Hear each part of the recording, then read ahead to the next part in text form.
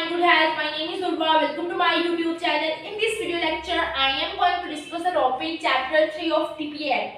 Chapter 3 of TPA Act deals with the sale of immovable property. तो आज के इस वीडियो लेक्चर के अंदर हम जो है वो पहला जो मोड ऑफ ट्रांसफर प्रॉपर्टी है उसको डिटेल में इंट्रीगेट करने वाले हैं. इसको डिटेल में इंट्रीगेट करने से पहले एक चीज जो स्टूडेंट्स को बहुत ज्यादा इरिटेट करती है वो ये है कि स्टूडेंट्स को लगता है जो टीपीए एक्ट 1882 है इसमें सिर्फ इमूवेबल प्रॉपर्टी के सेक्शंस इंट्रीगेट किए गए हैं. जो चीज आपने याद रखनी है वैसे भी और एमसीक्यू के तौर पे भी वो ये है कि सेक्शन 5 से लेके 37 सेक्शन जो है टीपीए के वो मूवेबल और इमूवेबल प्रॉपर्टी दोनों पर अप्लाई होते हैं, दोनों पर लागू होते हैं. और जो सेक्शन 8 से लेके सेक्शन 53A तक के सेक्शंस हैं ये जस्ट इमूवेबल प्रॉपर्टी पर लागू होती हैं.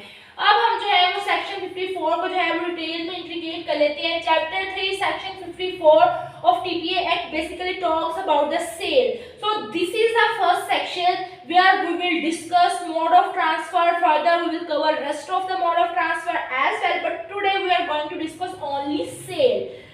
अब सेक्शन जो 54 है इसके अंदर हम क्या क्या डिस्कस करेंगे. सबसे पहले हम सेल की डेफिनेशन देखेंगे बेयर की लैंग्वेज में. उसके बाद सेल होममेड मतलब सेल को एग्जीक्यूट कैसे किया जा सकता है, कॉन्ट्रैक्ट फॉर सेल और last is essential ingredients of sale हम देखेंगे. अब सेल की जो डेफिनेशन है बेयर की लैंग्वेज में वो ये है कि sale is a transfer of ownership in exchange for a price paid और प्रॉमिस और part paid and part promise. मतलब जब हम कोई भी इमूवेबल प्रॉपर्टी का ट्रांसफर करते हैं और उसके अंदर ओनरशिप ट्रांसफर करने के बाद हम उसके अंदर कंसीडरेशन लेते हैं. वो जो कंसीडरेशन है वो हम प्राइस में लेंगे, मनी में लेंगे. जैसा कि सपोज अगर आपने इमूवेबल प्रॉपर्टी जो है वो ट्रांसफर की है और इन कंसीडरेशन आपने उससे कोई इमूवेबल प्रॉपर्टी या मूवेबल प्रॉपर्टी ले ली, तो इस केस के अंदर वो एक्सचेंज होगा, वो सेल कंसीडर नहीं होगा. वो सेल कंसीडर तब होगा कि आपने कोई इमूवेबल प्रॉपर्टी ट्रांसफर की और उसके बदले में इन एक्सचेंज आपने क्या लिया, आपने उससे प्राइस ली.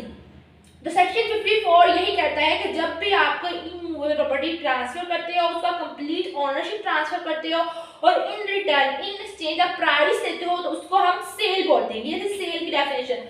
अब यहाँ पे एक क्वेश्चन जो है जो आपके माइंड में आ सकता है वो ये है कि क्या जो है वो सेल कोई माइनर कर सकता है. तो सेल एक माइनर नहीं कर सकता. कॉन्ट्रैक्ट 1872 के अंदर मैंने पढ़ा है कि जो माइनर है वो कॉन्ट्रैक्ट नहीं कर सकता.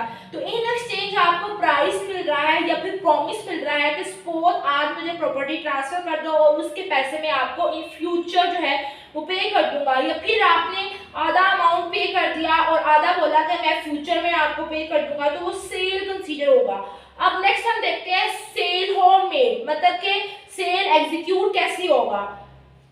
Such transfer in the case of tangible immovable property of a value of 100 rupees and upwards, or in the case of reversion or other intangible thing can be made only by a registered instrument. मतलब अगर कोई भी property की value जो 100 rupees से ज्यादा है जो कि टेंजिबल इमूवेबल प्रॉपर्टी है तो उस केस के अंदर आपका रजिस्ट्री साइन करना मैंडेटरी है. आपका उसका पोजेशन साइन करके या ऑरल एग्रीमेंट करके उसको सेल नहीं कर सकते आप, आपका उसको रजिस्टर करवाना लाजमी है. दूसरा ये कि अगर आप प्रॉपर्टी किसी को ट्रांसफर करते हैं और उसके अंदर रिवर्जन का राइट भी रखते हैं, मतलब प्रॉपर्टी को सेल आउट किया और रिवर्जन को भी आपको रजिस्ट्रेशन करवाना जरूरी होगी. अब रिवर्जन क्या है, इसमें ये होता है कि आपने किसी को अपनी प्रॉपर्टी सेल आउट कर दी लेकिन आपने कहा कि 10 माह बाद मैं ये वापस ले लूंगा. ठीक है, आपने मुझे वो वापस करनी है तो इसे हम रिवर्जन कहते हैं. दूसरा ये कि in the case of tangible immovable property of a value less than 100 rupees such transfer may be made either by registered instrument और by delivery of the property.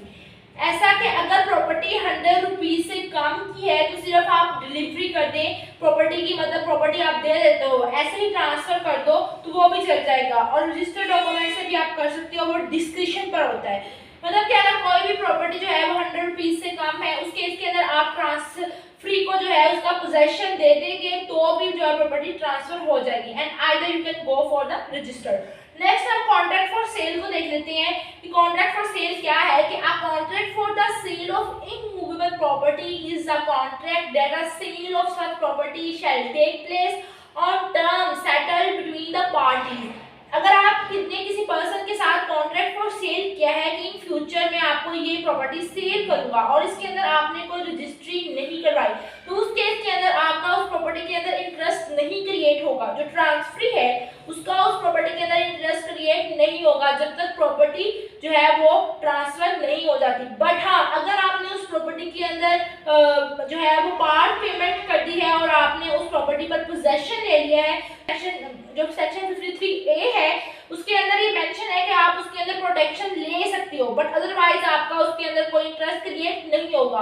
तो ये हमारे पास सेक्शन 54 था। इसमें मोड ऑफ सेल मैंने आपको दो बता दिए कि जो है वो एक ये है कि अगर प्रॉपर्टी 100 रुपीज से ज्यादा है तो उसके लिए आपको रजिस्ट्रेशन करवाना लाजमी है, और अगर 100 रुपीज से कम है, वैसे आजकल ऐसे होता नहीं है क्योंकि प्रॉपर्टी जो है वो 100 रुपीज से कम हो, अगर 100 रुपीज से कम है तो वो आप उसको जो है वो वैसे भी डिलीवरी कर सकती हो, वैसे ही वो जो है वो ट्रांसफर को जो है प्रॉपर्टी जो है वो ट्रांसफर हो जाती है, या आप उसको रजिस्टर्ड डॉक्यूमेंट भी कर सकते हो, ये डिस्क्रिप्शन पर होता है। अब हम जो है वो इसेंशियल इंग्रेडिएंट्स लिख देते हैं। तो सेल के जो है वो 4 इसेंशियल इंग्रेडिएंट्स हैं। पार्टीज, अब इसमें दो तरह की जो है वो पार्टीज होती हैं, एक इसमें सेलर होता है और एक बायर होता है। मतलब जो है एक जो है प्रॉपर्टी को सेल कर रहा होता है, दूसरा उसको परचेज कर रहा होता है। तो दो इसके अंदर जो है वो सेल के अंदर पार्टीज होती हैं, सेलर और बायर। नेक्स्ट है सब्जेक्ट मैटर। सब्जेक्ट मैटर से मतलब ये है कि जो प्रॉपर्टी है वो इमूवेबल होगी, मतलब ऐसी प्रॉपर्टी जो अटैच टू अर्थ होगी।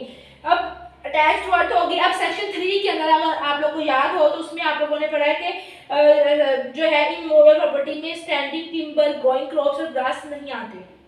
तो ऐसी प्रॉपर्टी जो अटैच टू अर्थ होगी, इमूवेबल होगी। उसके बाद absolute transfer of ownership. Absolute transfer of ownership मतलब जो प्रॉपर्टी है वो मुकम्मल तौर पर ट्रांसफर होगी। ये नहीं होगा कि नाम किसी और के होगी और इस्तेमाल उसको कोई और होगा, मतलब आप उसको एब्सोल्यूट ट्रांसफर करेंगे। जो ऑनरशिप है आप ऑनरशिप को एब्सोल्यूट ट्रांसफर करोगे बायर को। उसके बाद लास्ट में हमारे पास जो इसका एसेंशियल इंग्रेडिएंट है सेल का, दैट इज कंसीडरेशन और प्राइस। कंसीडरेशन क्या है?